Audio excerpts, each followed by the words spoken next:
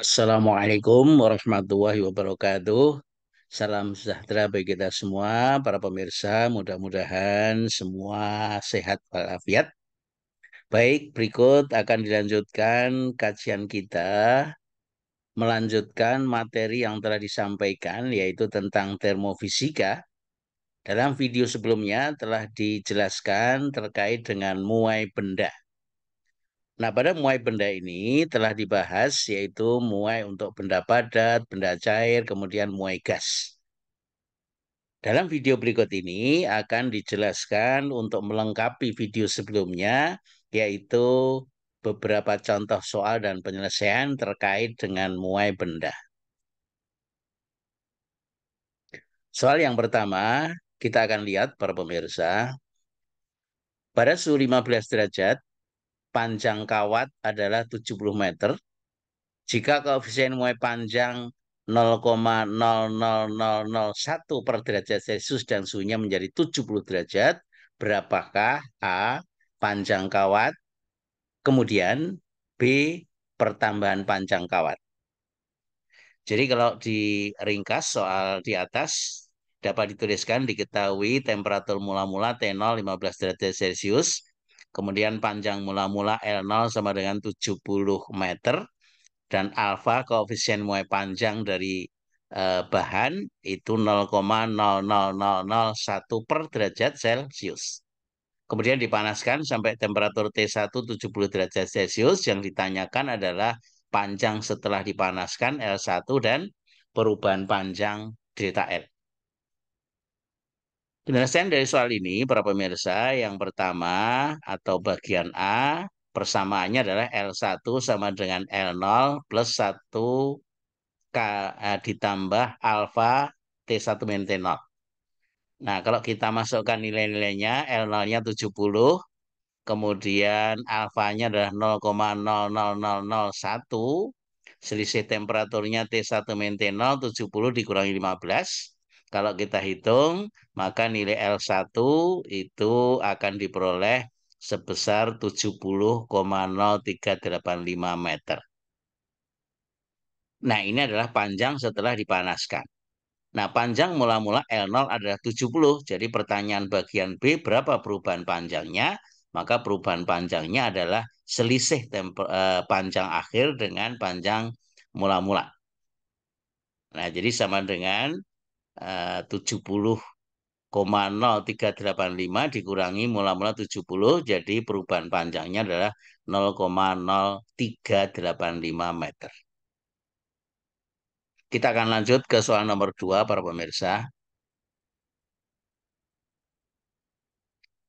Diketahui suatu plat aluminium berbentuk bujur sangkar dengan panjang sisi 20 cm dan suhu 25 derajat Celcius. Koefisien muai panjang aluminium sebesar 0,00012 per derajat Celcius. Tentukan pertambahan luas plat tersebut jika dipanasi hingga temperaturnya 125 derajat Celcius. Kalau soal ini kita ringkas, diketahui luas mula-mula sama dengan 20 kali 20. Kalau panjangnya 20 cm, maka luasnya itu sama dengan sisi kali sisi. Kemudian delta T perubahan temperaturnya adalah temperatur akhir dikurangi temperatur awal. 125 dikurangi 25 jadi 100 derajat. Sedangkan alfa diketahui 0,000012 per derajat Celcius. Yang ditanyakan adalah berapa perubahan luasannya. Nah, jadi penyelesaiannya para pemirsa, luas mula-mula plat adalah sisi kali sisi, jadi sama dengan 20 kali 20 sama dengan 400 cm kuadrat. Kemudian koefisien muai luas plat, karena diketahui koefisien muai panjang, maka koefisien muai luas atau beta sama dengan 2 kali koefisien muai panjang. Jadi sama dengan 2 kalinya menjadi 0,00024 per derajat Celcius. Nah, sehingga perubahan luas plat dapat digunakan persamaan delta A sama dengan luas mula-mula kali beta koefisien muai luas dikalikan perubahan temperatur delta T, maka delta A sama dengan 400 mula-mula luas A0-nya dikalikan betanya 2 kali alfa sudah dihitung kali delta T-nya 100 derajat, maka akan diperoleh perubahan luasannya adalah 0,96 cm kuadrat.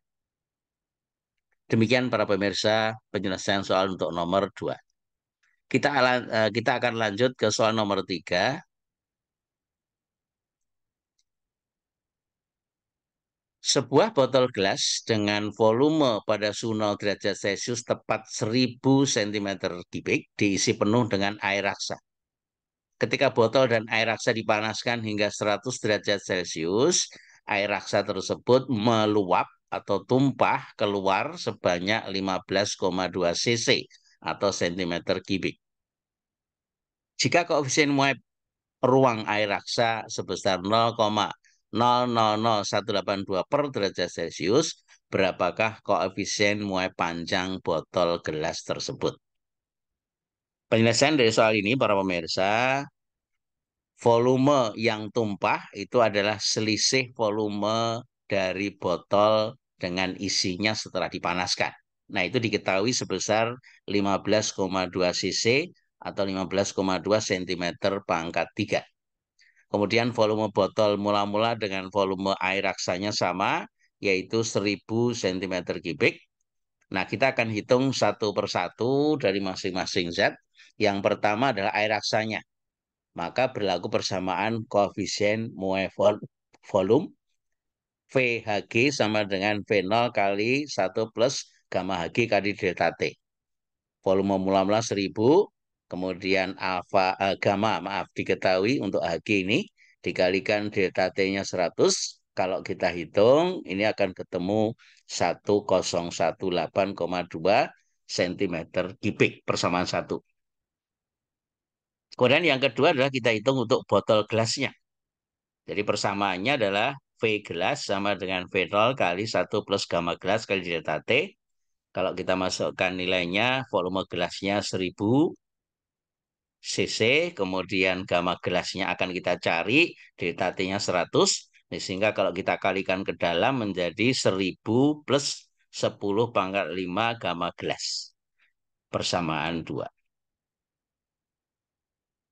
Nah, persamaan 1 dikurangi ke persamaan 2 itu sama dengan volume yang tumpah atau delta V. Nah, sehingga volume yang tumpah kalau kita hitung delta V sama dengan V Hg dikurangi V gelasnya. Ini yang tumpah 15,2. Ini volume Hg-nya. Ini volume gelas persamaan 2. Nah, sehingga kalau kita hitung, itu akan diperoleh gamma dari gelasnya atau koefisien muai volume 3 kali 10⁻5 per derajat Celcius. Karena yang ditanya koefisien muai panjang, berarti koefisien muai panjangnya adalah sepertiganya dari nilai ini, yaitu sebesar sepertiga kali 3 kali 10⁻5. Jadi sama dengan 10⁻5 per derajat Celcius. Demikian para pemirsa jawaban untuk soal nomor 3. Kita akan lanjut ke soal nomor 4. Nah, ini terkait dengan apa yang dinamakan bimetal. Kegunaan bimetal itu kita perlu memahami dulu tentang pengertian apa itu bimetal. Bimetal adalah dua keping logam yang disatukan atau dikeling dan memiliki muai panjang berbeda. Dua logam yang dikeling tersebut dengan keping bimetal dapat digambarkan seperti berikut. Misalnya aluminium dengan besi ya yang diklaim seperti ini. Nah, misalnya antara besi dan aluminium di mana besi mempunyai koefisien muai panjang 11 kali 10 pangkat minus 6 per derajat Celcius, sementara aluminium mempunyai koefisien muai panjang lebih besar, 25 kali 10 pangkat minus 6 per derajat Celcius. Nah, pertanyaannya adalah, jelaskan prinsip kerja dari bimetal ini. berikan beberapa contoh penggunaannya dalam kehidupan sehari-hari. Kita akan lihat para pemirsa. Nah, dari dua logam yang berbeda kemudian dipanaskan. Nah, pada saat dingin kedua metal posisinya masih lurus seperti ini. Nah, kemudian ketika dipanaskan maka akan bertambah panjang atau mengalami muai. Nah, akibatnya apa? Karena aluminium lebih panjang daripada besi setelah dipanaskan, maka akan melengkung ke arah bawah, yaitu ke arah besinya. Nah, ini adalah prinsip dari bimetal. Nah, kemudian kegunaannya apa? Antara lain adalah yang pertama itu bimetal dipakai sebagai termostat. Nah, termostat adalah alat yang berfungsi sebagai saklar otomatis dan sebagai pengatur suhu. Kemudian yang kedua, sebagai saklar otomatis digunakan pada setrika listrik, almari es, bel listrik, alarm kebakaran, lampu sen mobil atau motor, rice cooker, oven, dan lain-lain. Prinsip kerjanya dapat digambarkan seperti gambar di bawah ini. Jadi kalau ini bimetalnya dipasang, kemudian ketika ini panas, maka ini akan melengkung ke atas. Nah, sehingga kontak listriknya akan putus. Jadi artinya salah satu kegunaannya adalah setrika. Jadi ketika sudah panas, maka otomatis bimetalnya akan melengkung dan eh, menjadikan posisi rangkaian listrik menjadi putus atau off. Kemudian tiga, sebagai pengatur suhu atau termometer logam, di mana melengkungnya logam tadi nanti diberi skala. Jadi kalau di sini tadi, ini di sini diberikan skala dari arah posisi lengkungnya ini. Nah, kemudian skala ini menunjukkan berapa setelah dikalibrasi temperatur dari suatu benda tadi. Nah, itu yang fungsinya sebagai termometer logam. Kemudian yang keempat sebagai alat sensor panas otomatis pada alam kebakaran. Nah, itu prinsipnya sama dengan setrika tadi, para pemirsa, yaitu ini ada bimetal dipasang. Kemudian kalau misalnya terjadi suatu kebakaran, maka bimetal ini akan melengkung, yang mula-mula tidak nyambung, ini rangkaiannya akan nempel sehingga akan teraliri arus listrik dan belnya ini akan bunyi karena uh, terjadi arus dan akan bunyi belnya. Nah, ini adalah alat sensor panas pada alarm kebakaran. Demikian beberapa kegunaan dari bimetal. Berikutnya adalah soal nomor 5. Gas karbon dioksida sebanyak 5 mol dalam keadaan STP, Standard Temperature and Pressure, berada dalam tabung tertutup. Yang pertama, hitunglah volume dari tabung tersebut. Kemudian yang kedua, B, jika tabung dipanaskan sampai dengan suhu 120 derajat, hitung berapa tekanan gas sekarang.